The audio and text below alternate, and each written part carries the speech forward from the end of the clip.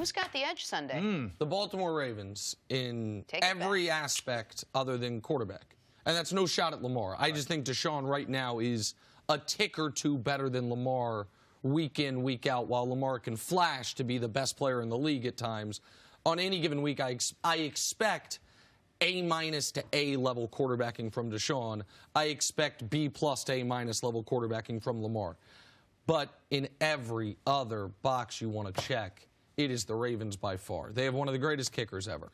They have one of the best coaches in the NFL. The Texans, I would argue, have one of the worst coaches in the NFL. The Ravens have a defense that at the beginning of the year wasn't really fully together. They then trade for Marcus Peters. They get Jimmy Smith back. Earl Thomas gets more familiar with what they're doing there. That defense is scary now. The Texans' defense getting worse. J.J. Watt done for the season. We know the Ravens have a better offensive line, even with the Texans' addition of Laramie Tunsil. And, oh yeah, by the way, where's this football game?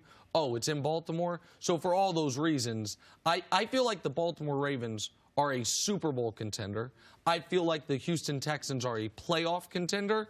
And so for all those reasons, I think Baltimore has the clear-cut edge almost across the board in this football game. I agree with you. I think the Baltimore Ravens also have something that's just special and unique in their offense, combined with Lamar Jackson, with Mark Ingram, with their scheme that Greg Roman is designing that's actually utilizing these things. I agree with you across the board because I do think Deshaun Watson as a passer clearly has an advantage in years, experience, and success, what he's actually done to this point.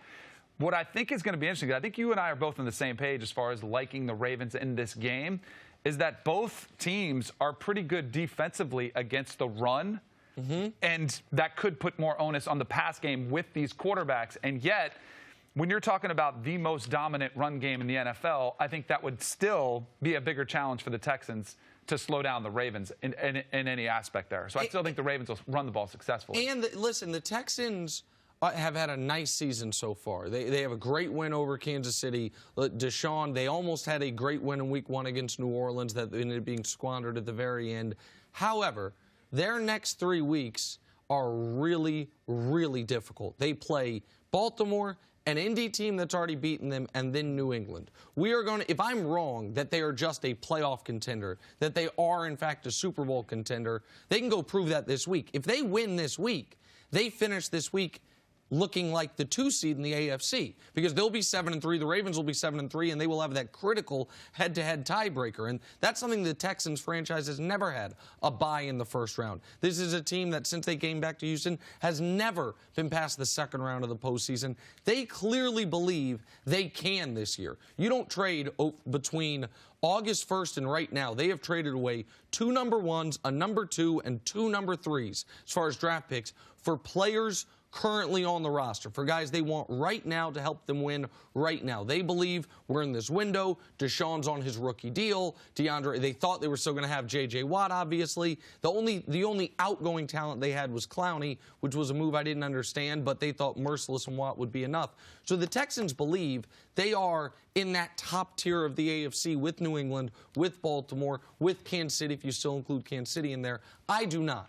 I think the Texans are a bit of a one-man show in Deshaun Watson and his connection with the receiving corps, so one man plus his weapons. And then everything else on the team is a question mark. I wouldn't be shocked if Indy ends up winning this division over Houston because of the next few weeks. They can prove me wrong, though, with a win this week. This would be a spectacular win.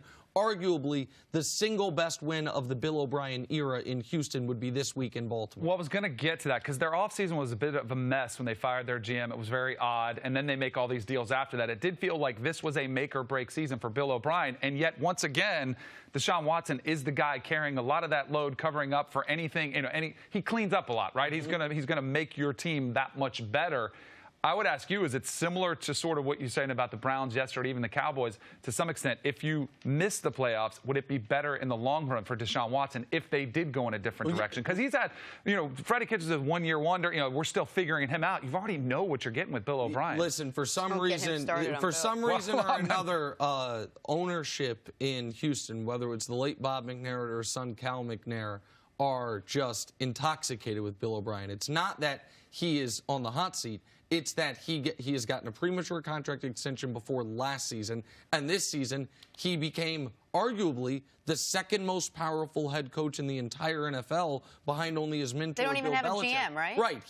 It's he and the former team chaplain for the Patriots that are making the decision. That's the true story. That are making the decisions for the Texans. So no, I don't think, even if they turn 6-3 into 9-7 or 8-8, I don't think he gets fired. So no, for them, it's not losing is better for you, because I don't think there's any systemic changes in Houston if they lose. And by the way, they have shown at their best they can be really good, but the lack of consistency week to week and the in-game decision-making, Harbaugh understands the math, embraces the math, goes with it. Bill O'Brien is still on the old abacus. And so I think that's a huge mismatch this week. Before I answer that question, Jenna Wolfe, I would like to ask you a question. What did I say before the Baltimore game? Who was going to win that game? The Ravens. And I said the Patriots in their next 5 games were going to lose how many? Do you remember? Was it 3? 3. They're going to lose 3 out of 5.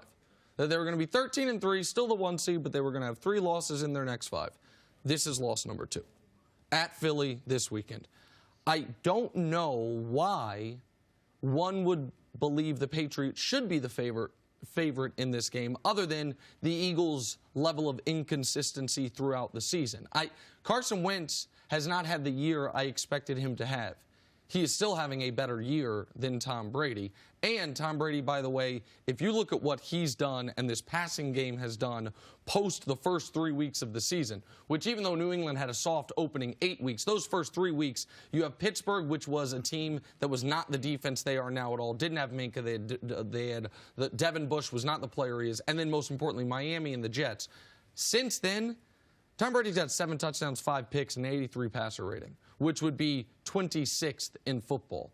Since then, they also have shown this team can be run on. And as you've talked about, Danny, the last couple weeks, that's where Philadelphia has finally started to find their footing running the football. I think the Patriots are a great pass defense. And that is where right now the greatness ends with this team, aside from Bill Belichick and coaching and the legacy of Tom Brady. The pass offense has not been great. The run defense has not been great. The special teams, from a kicking game perspective, have been a mess because Gostkowski's out. For all those reasons, and because Philly needs this game a hell of a lot more than New England, and they're at home, I like Philadelphia. I think New England loses 2 in a row. I think there is no way the Patriots lose 2 in a row. You're talking about Bill Belichick, Tom Brady, 2 of the greatest competitors this game has ever seen, with a week to prepare, a bye week, to get healthy, to start game planning, and steaming and boiling and letting this stew. There is no way and they come out. The revenge factor to the last time. That's probably overplayed somewhat. But you combine all of that plus, and I do think the Patriots were, I don't want to say overrated because that sounds like a knock, but when their defense was being talked about as potentially the greatest of all time, I thought that was a little bit of hyperbole, right? They weren't, and it was propped up by their schedule, but I do think they are still an elite defense this year in the NFL, and I do think they will have a time. Because I also think it wasn't that long ago. And it's amazing how winning can change a narrative. It can change everything in a locker room. It can change legacies. It can change the way you perceive quarterbacks. It was not that long ago. And I actually thought that this team would come together because some of the criticism that was coming from the team. But there were, rumors in the locker room. Oh, is Carson Wentz a leader? And, Lane Johnson's calling out guys that are late for practice. You got former players and Orlando Scandrick calling out the team.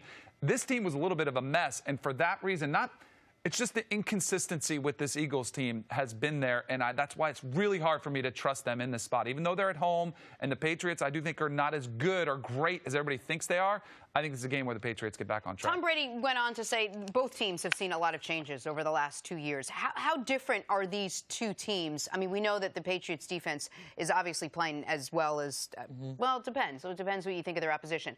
But how much have these 2 teams changed since the last time they played? Oh, to me, these are as different as 2 teams can be a couple years removed. I mean, the Patriots, you look at the key components of that Super Bowl run, aside from Brady, Belichick, and Edelman, that team has turned over almost entirely.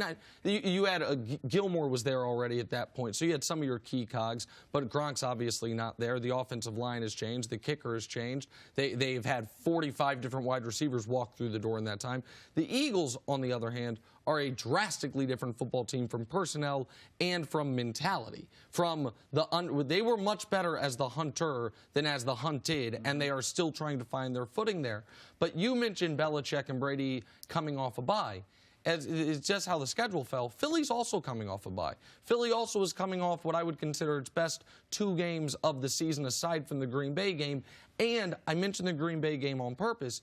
Philly has shown an ability, at least once this year, to beat a great opponent. New England has played 2 teams that would currently qualify for the postseason.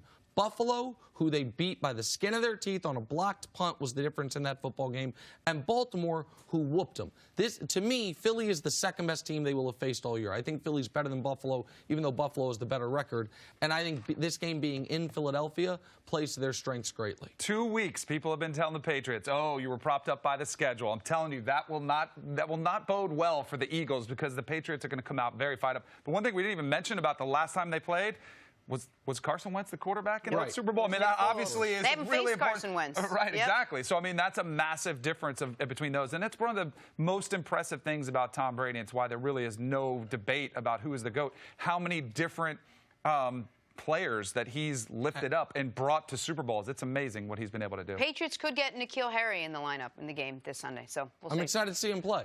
Thanks for watching. Subscribe here to get the latest from the show. Also, be sure to check out more of the best clips from First Things First, or go watch a few segments from our other shows on FS1.